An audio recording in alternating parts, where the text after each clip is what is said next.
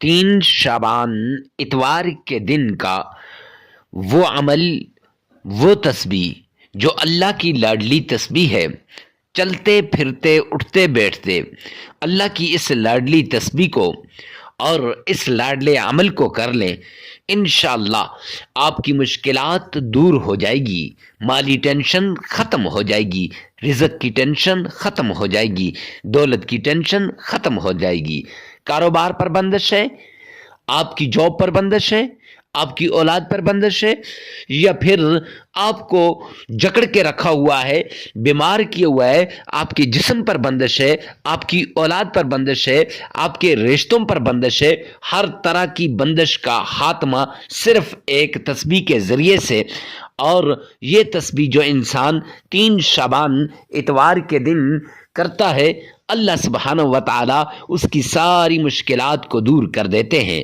اس کی ساری تکالیف ختم ہو جاتی ہے۔ تو اتوار کے دن چلتے پھرتے اٹھتے بیٹھتے اس تسبیح کا ورد لازمی کیجیے گا۔ یہ اللہ کے پیارے کلام قرآن مجید کی وہ خاص صورت ہے جس سے بڑے بڑے بزرگان دین وہ اپنے خاص مریدین کو بتایا کرتے تھے اور اپنی خاص مشکلات کو دور کیا کرتے تھے۔ پورا سال اس دن کا انتظار رہتا ہے، اور خوش قسمت ہوتے ہیں جو یہ عمل کر لیتے ہیں، کیونکہ یہ اکثر آزمایا ہوا عمل ہے، یہ اکثر خاص مریدین کو دیا ہوا عمل ہے جو آج آپ سے شیئر کیا جا رہا ہے کہ اتوار کے دن آپ نے اللہ کے ان ناموں کا ورد کرنا ہے، اور قرآن پاک کی اس سورت کا ورد کرنا ہے، قرآن پاک کی اس آیت کا ورد کرنا ہے۔ جو شخص قرآن پاک کی اس سورت کا ورد کر لے گا، اس آیت کا ورد کر لے گا اور اللہ کے اس نام کا عمل کر لے گا، اس کی مشکلات ختم ہو جائیں گی۔ بسم اللہ الرحمن الرحیم۔ السلام علیکم ورحمۃ اللہ وبرکاتہ۔ معزز سامعین کرام، آج جو ہم آپ کی خدمت میں حاضر ہوئے ہیں، یہ مصائب، تکلیفوں، پریشانیوں سے نجات کا وہ آزمودہ عمل لے کر حاضر ہوئے ہیں، بیماریوں سے نجات کا وہ مجرب عمل لے کر حاضر ہوئے ہیں جو بڑے سے بڑے پیر نے اپنے خاص مرید کو دیا ہو، یعنی پیران پیر شیخ عبد القادر جیلانی رحمۃ اللہ علیہ اور حضرت حسن بصری رحمۃ اللہ علیہ، ان سے بھی بڑے پیر جناب نبی کریم صلی اللہ علیہ وآلہ وسلم نے اپنے خاص صحابہ کرام کو دیا ہے، اس کو لے کر آپ کی خدمت میں حاضر ہوئے ہیں۔ معزز سامعین کرام، جب انسان مشکل میں پھنس جاتا ہے، تکلیف میں پھنس جاتا ہے، پریشانی آ جاتی ہے، اس وقت اپنے رب کے در پہ آتا ہے، اپنے اللہ کو مناتا ہے اور اپنے اللہ کے سامنے سجدہ ریز ہو جاتا ہے۔ جو اللہ کی طرف جھک گیا، اپنے رب کی طرف آ گیا، وہ تو کامیابی پا لیتا ہے، لیکن جو لوگوں کی طرف جاتا ہے پھر اسے پتہ چلتا ہے کہ کون اپنا ہے اور کون بیگانہ ہے۔ اپنے قریبی رشتہ دار بھی اس سے تعلق کو توڑ دیتے ہیں اور اپنے قریبی دوست بھی اسے چھوڑ کے چلے جاتے ہیں۔ لہٰذا پریشانیوں میں جب ایسی صورتحال آ جائے کہ آپ کا قریبی رشتہ دار بھی چھوڑ دے، آپ کے دوست احباب بھی چھوڑ دیں، خونی رشتے بھی آپ سے تعلق کو توڑ دیں، ایسی سچویشن میں مایوس نہیں ہونا، اور آپ نے فوراً قرآن پاک کی طرف رجوع کرنا ہے، فوراً اللہ کی طرف رجوع کرنا ہے اور یہ عمل کر لینا ہے۔ جب آپ اس عمل کو کریں گے، رب کائنات کی قسم، میرا رب آپ کی مشکلات کو دور کر دے گا، آپ کی تکلیفوں کو ختم کر دے گا، آپ کی مصیبتیں دور ہو جائیں گی۔ آج کے اس دور میں انسان اللہ کی طرف جاتا نہیں، انسان اللہ کے در پہ جھکتا نہیں، پھر کہتا ہے کہ مصائب کیسے آ گئے اور ان کا حل کیا ہے۔ اکثر لوگ مجھے کہتے ہیں مفتی صاحب ہم نے وہ وظیفہ کیا اور فلاں نے بھی وہ وظیفہ کیا، اس کو تو بڑا افاقہ ہوا، اسے تو کامیابی مل گئی، اس کو تو اللہ نے ارب پتی بنا دیا، لیکن مجھے کچھ بھی نہیں ملا۔ ارے وجہ کیا ہے؟ اور کچھ کمنٹ میں کہتے ہیں کہ حضرت بیان نہ کریں۔ اور میرے پیارے بھائیوں بہنوں، بیان تو ہم پورا دن کرتے رہتے ہیں، لیکن یہاں کچھ ضروری باتیں ہوتی ہیں جو شیئر کرنا لازمی ہوتی ہیں۔ دیکھیں نا، جب رزق کی پریشانی ہو، مال کی پریشانی ہو، دولت کی پریشانی ہو، جاب کی پریشانی ہو، اولاد کی پریشانی ہو، تو انسان مارے مارے کہاں سے کہاں نہیں جاتا۔ تو کیا 2-4 منٹ کے لیے بیٹھ کے اللہ کی رضا کے لیے اس عمل کو سن لینا، پھر اپنے رب کے نام کو، پھر اپنے رب کے کلام کو، پھر اپنے رب کے قرآن کی آیتوں کو پڑھ لینا، کیا یہ کوئی مشکل کام ہے؟ نہیں میرے بھائی۔ تو یقین جانیے، جو صدقے دل سے کرے گا من کی ساری مرادوں کو پالے گا، تکلیفیں دور ہو جائیں گی، مصیبتیں ختم ہو کے رہ جائیں گی۔ جو باتیں میں نے گنی ہیں، یہ ساری باتوں کے لیے ایسا عمل ہے کہ آپ سوچ بھی نہیں سکتے۔ یوں کہوں تو غلط نہ ہوگا کہ یہ اللہ کے غیبی خزانوں کی چابی ہے، یہ اللہ کے غیبی خزانوں کو کھلوانے والی چابی ہے۔ یہ جاب کے لیے، یہ اپنی پریشانی کو دور کرنے کے لیے، بے اولادی کے خاتمے کے لیے ایسا مجرب عمل ہے کہ آج تک اس جیسا عمل دیکھا نہیں۔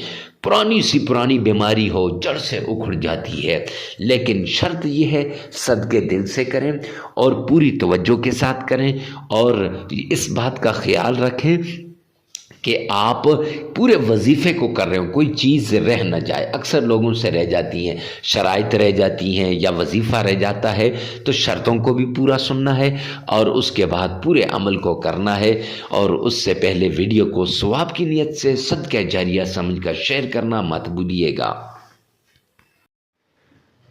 شرائط میں سب سے پہلی شرط، اللہ سبحانہ و تعالی کے حضور آپ نے حلال کمانا ہے، حلال کھانا ہے، حلال پہننا ہے۔ کیوں؟ سرور کونین نے فرمایا الکاسب حبیب اللہ، محنتی اللہ کا دوست ہے، اور آپ نے محنت کرنی ہے۔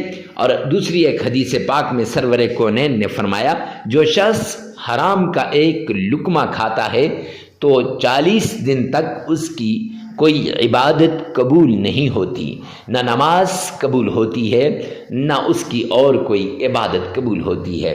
تو معزز سامعین کرام، اگر آپ نے حرام کھا لیا تو پھر آپ کی عبادات قبول نہیں ہوں گی، تو وظائف کہاں سے اثر کریں گے؟ تو وہ وظائف کے مؤثر ہونے کے لیے پہلی شرط حلال کمانا، حلال کھانا، حلال پینا اور حلال پہننا ہے۔ تو اس لیے آپ نے پہلی شرط پر عمل کرتے ہوئے حلال کمانا ہے، حلال کھانا ہے اور حلال پہننا ہے۔ دوسری شرط، آپ نے نماز کی پابندی کرنی ہے، کیوں اللہ کا اعلان ہے قرآن پاک کے اندر وَمَنْ أَعْرَضَ عَنْ ذِكْرِي فَإِنَّ لَهُ مَعِيشَةً ضَنْكًا، جو میرے سامنے جھکنے سے اعراض کرے گا، جو میری یاد سے غافل ہوگا، جو مجھے یاد نہیں کرے گا، قرآن کی تلاوت نہیں کرے گا، نماز نہیں پڑھے گا، فرمایا فَإِنَّ لَهُ مَعِيشَةً ضَنْكًا، میں اس کی معیشت کو تباہ و برباد کر کے رکھ دوں گا۔ تو جب اللہ کسی کی معیشت کو تباہ و برباد کر دیں تو کوئی ہے جو اس کی معیشت کو صحیح کر سکے؟ تو اس لیے معزز سامعین کرام، آپ نے یہ 5 نمازیں لازمی پڑھنی ہے۔ ہاں آگے پیچھے ہو جائیں تو خیر، لیکن وقت پہ پڑھنے کی کوشش کرنی چاہیے۔ تیسری شرط، آپ نے اکیلے میں، تنہائی میں، ایسی جگہ میں آپ نے عمل کرنا ہے جہاں کوئی آپ کو ڈسٹرب نہ کرے، ڈسٹربنگ کریٹ نہ کرے۔ کیوں؟ جب ڈسٹرب ہوں گے پھر وظیفے کی طرف دھیان نہیں رہے گا، جب دھیان نہیں رہے گا تو پھر معزز سامعین کرام کیسے وہ وظیفہ قبول ہوگا؟ لہٰذا وظیفہ کرتے وقت جس مشکل کے لیے، جس بیماری کے لیے، جس تکلیف کے لیے، جس چیز کے لیے آپ وظیفہ کر رہے ہیں، اس چیز کو، اس بیماری کو، اس مشکل کو، اس تکلیف کو آپ نے سامنے رکھنا ہے اور اس کو ذہن میں رکھ کر پھر آپ نے عمل کرنا ہے۔ انشاءاللہ یہ عمل آپ کے لیے آخری عمل ثابت ہوگا، آپ کی تکلیفیں دور ہو جائیں گی، آپ کی مصیبتیں ختم ہو جائیں گی۔ ہر طرح کی تکلیف سے نجات کے لیے آپ نے اس طریقے کو اپنانا ہے۔ یہ 3 شرائط ہیں، ان پہ لازمی عمل کیجیے گا۔ سب سے پہلے آمنہ کے لال عبداللہ کے در یتیم جناب نبی کریم صلی اللہ علیہ وآلہ وسلم کی شان میں عقیدت کے ساتھ، پیار کے ساتھ، محبت کے ساتھ آپ نے درود پاک پڑھنا ہے، اور یہ درود پاک اس طریقے سے پڑھنا ہے گویا آپ نبی پاک صلی اللہ علیہ وآلہ وسلم کی روضہ رسول کے سامنے کھڑے ہیں۔ آپ صلی اللہ علیہ وسلم نے فرمایا دنیا کے کسی کونے پر بھی درود پاک جب پڑھا جاتا ہے تو وہ مجھ تک پہنچایا جاتا ہے۔ معزز سامعین کرام، یہ درود پاک آقا کائنات تک پہنچایا جائے گا، اس لیے عشق کے ساتھ، محبت کے ساتھ، ذوق اور شوق کے ساتھ درود پاک پڑھیے گا۔ اس طریقے سے درود پاک پڑھیں کہ گویا آپ نے روضہ رسول کی جالیوں کو تھام رکھا ہے۔ معزز سامعین کرام، آپ نے کون سا درود پاک پڑھنا ہے، کیسے پڑھنا ہے اور کتنی بار پڑھنا ہے، سب کچھ آگے چل کر ویڈیو میں بتایا جائے گا۔ کہ درود پاک آپ نے درود ابراہیمی پڑھنا ہے۔ ارے مفتی صاحب، درود ابراہیمی ہی کیوں خاص ہے؟ اس لیے کہ آپ نماز میں درود ابراہیمی کو کئی مرتبہ پڑھتے ہیں۔ پھر اس کے ساتھ آپ نے معزز سامعین کرام کیسے پڑھنا ہے اور کتنی بار؟ تو 3 بار پڑھنا ہے۔ کیوں؟ یہ کیوں؟ اس لیے کہ جامعہ ترمذی جلد 2 کی روایت ہے کہ سرور کونین نے فرمایا کہ جو شخص مجھ پر 3 مرتبہ درود پاک پڑھتا ہے، اللہ سبحانہ و تعالی کی ذمہ داری میں آ جاتا ہے۔ اور پڑھنا کیسے ہے؟ آئیے میرے ساتھ مل کر ایک بار سن لیجئے گا۔ اللہم صلی علی محمد وعلی آل محمد کما صلیت علی ابراہیم وعلی آل ابراہیم انک حمید مجید۔ اللہم بارک علی محمد وعلی آل محمد کما بارکت علی ابراہیم وعلی آل ابراہیم انک حمید مجید۔ معزز سامعین کرام، یہ درود پاک آپ نے 3 مرتبہ پڑھ لینا ہے۔ جب 3 مرتبہ آپ درود پاک پڑھ لیں گے تو 3 مرتبہ درود پاک پڑھنے کے بعد آپ نے اللہ کا پیارا نام یا عزیز یا لطیف، یہ 2 نام 1001 بار پڑھنے ہیں۔ 1001 بار یہ دونوں نام پڑھنے کے بعد آپ نے قرآن پاک کی چھوٹی سی سورت ہے جسے سورہ فاتحہ کہتے ہیں، اور سورہ فاتحہ کے بارے میں سرور کونین تاجدار مدینہ نے فرمایا کہ جس شخص کے پاس یہ سورت ہو اس کی کوئی بیماری، کوئی مشکل، کوئی تکلیف نہیں رہتی۔